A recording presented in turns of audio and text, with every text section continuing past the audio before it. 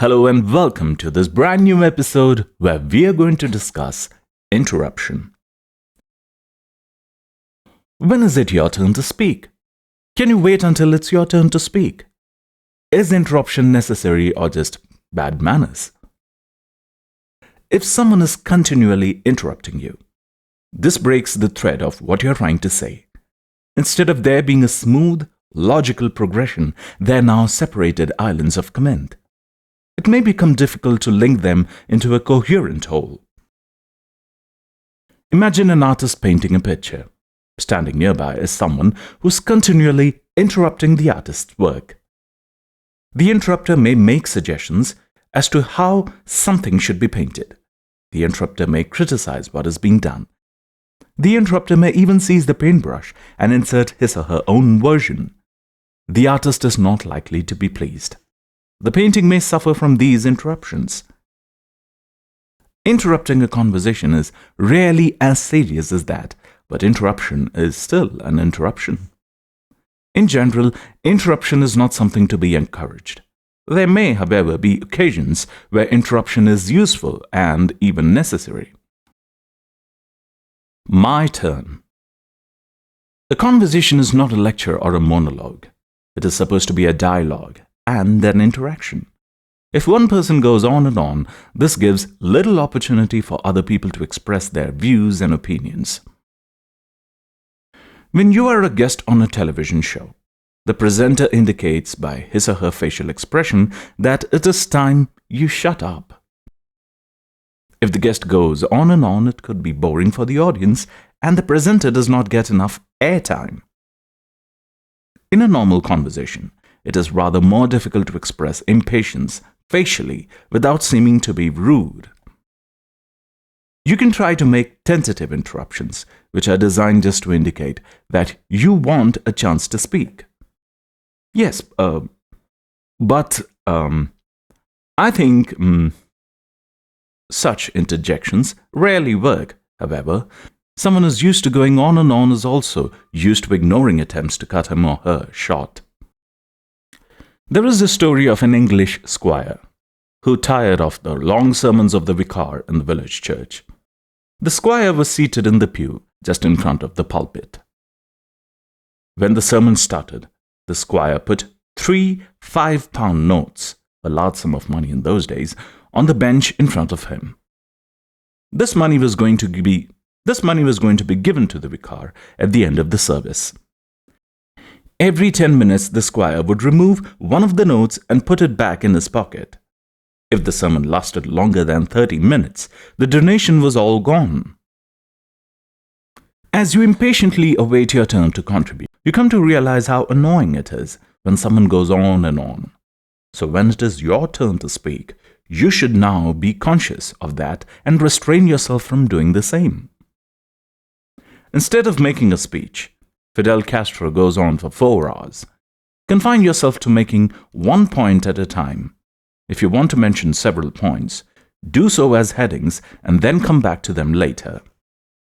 Some people signal what they want to make 4 points and use this to prevent anyone interrupting until they have completed in detail all 4. It is enough to mention the points and then come back to them later. Ego interruptions. Most interruptions are ego-driven. You want to be noticed. You want to get attention. You want to be important. You want to show you are smarter than the speaker. There are some people who interrupt the whole time on this basis. They are worse than irritating. They are infuriating. Everyone around gets fed up with that person. It's only fair to let the speaker develop the point he or she is trying to make. As a speaker, or even as an onlooker, you can be abrupt in cutting off such interruptions. I'm going to finish what I'm saying, or let her finish what she is saying. Amplifying interruptions. Such interruptions are meant well. They are intended to enlarge and amplify the point being made. And what is more, the interruption may offer examples from personal experience. The interruption may offer statistics. The interruption may offer new perceptions. The interruption may seek to apply values. Amplifying interruptions are usually but not necessarily supporting in nature. You agree with the point being made and you want to amplify the point by adding material and comment which support the point. If the speaker offers an example of the difficulty of judging certain events at the Olympic Games, you may interrupt to give further examples. If amplifying interruptions are too lengthy, however, they may still destroy the thread of what is being said. There may need to be some self-restraint in not saying everything that could be said at any point. Challenge interruptions. Challenge interruptions are justified and important, but difficult to deal with. There are times when someone says something which is plainly wrong. A quote may be attributed to the wrong person. The person may be right, but the quote itself may be wrong. If someone said that the town of Nisa was in Italy, that would be wrong, although it was Italian at one point of time. If someone said that Muslims were encouraged to have more than one wife, that would be wrong. Permitted, it's not the same as encouraged. If someone said that Bill Clinton was the 39th president of the USA, that would be wrong. If the error is small and unimportant, you might want to let it pass rather than interrupt with the correction. But if the error was central to the argument, you would not want to let it pass, so you interrupt as politely as possible. Are you sure? I thought Nisa was in France. I understand that the Muslims are permitted under certain conditions to have more than one wife. That is not the same as encouraged to do so. I may well be wrong, but wasn't Bill Clinton the 42nd president? There is another type of challenge where there is an obvious error of fact, but there may be an error of logic. Something may not necessarily follow from something else as claimed. There could be a sweeping generalization that needs to be challenged. The agreement may be expressed as an interruption, or you may wait for an opportunity to voice your agreement. Quite often, you will want to challenge figures and statistics. This does not mean that you know them to be incorrect. You want to know the source of the statistics. You want to know how recent they are. You want to know the sample size. You want to know to which population they apply, for instance. Challenge always implies, I'm not going to let you get away with that. This is not necessarily an argumentative or attacking challenge. You may genuinely want to be sure of something and ask, that is a very important point. Those statistics are very significant. Could I ask where they come from, and how recent they are? That is a most interesting point. Whose figures are those? Immediate or later. Sometimes you may feel that it is important to interrupt at precisely the point where the interruption is needed. You may feel that it is not enough to wait your turn and then make your point in retrospect. In practice, you have 3 choices. 1. Wait until you get to speak and then make the challenge, correct or amplification. This is easier to do in 2-person conversations because your turn will come soon. In multi-party conversation, it may be so long before you get to talk that the point will seem irrelevant. Interrupt and say all you have to say. The danger here is that if you have a lot to say, your interruption may completely destroy the coherence of the line of thinking that is being put forward. It is unrealistic to expect people to remember exactly what was said before the interruption and to carry on from that. Make your interruption at the relevant point, but do not make your full speech. You simply signal the point you will be making later. For example, I don't agree with you at this point. I shall come back to that later. I don't think those figures on divorce are correct. I shall tell you why I want to challenge them later. You could look at it that way, but you could also look at it this way. That is not the possible explanation. There is another explanation which may be even more likely. I shall come back to that later. The speaker may pause at a moment of his or her own choosing to allow you to make a point. Otherwise, you will have to wait until you speak again to follow up on what you have promised. Doubts.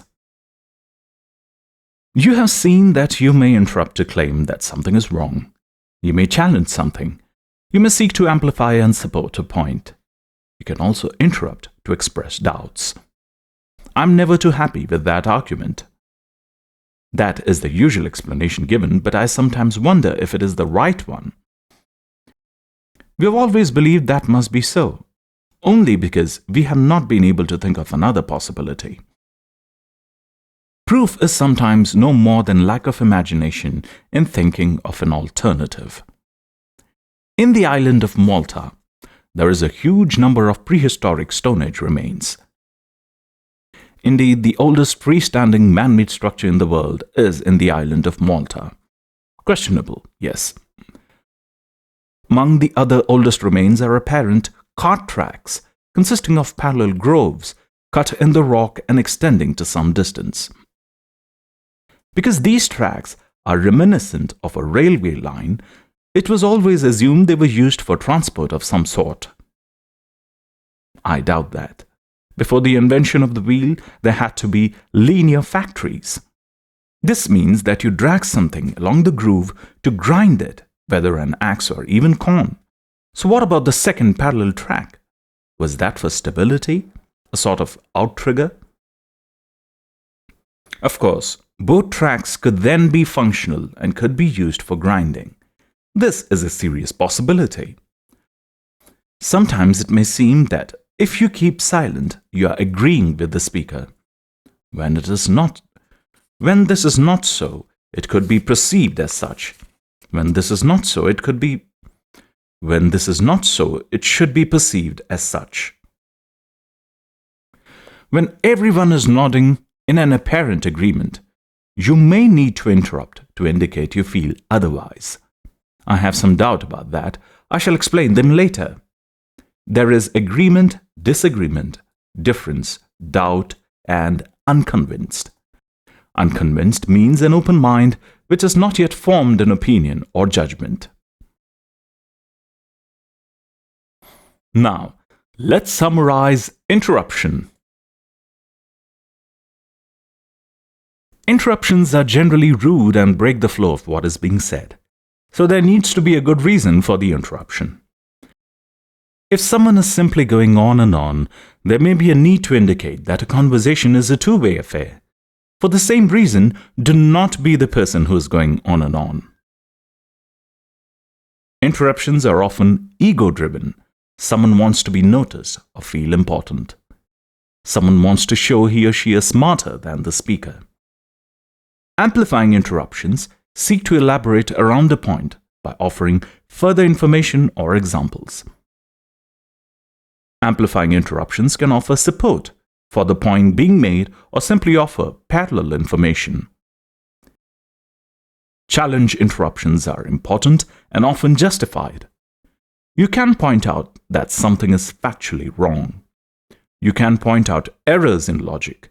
You can point out that something does not necessarily flow. You can challenge sweeping generalizations. You can interrupt and seek to make a full point, or you can signal that you will make the full point later. You can interrupt to express doubt. When circumstances suggest that silence may be interpreted as an agreement with what is being said, you may need to interrupt to indicate otherwise. This brings us to the end of this episode. In the next episode, we are going to be discussing attitude.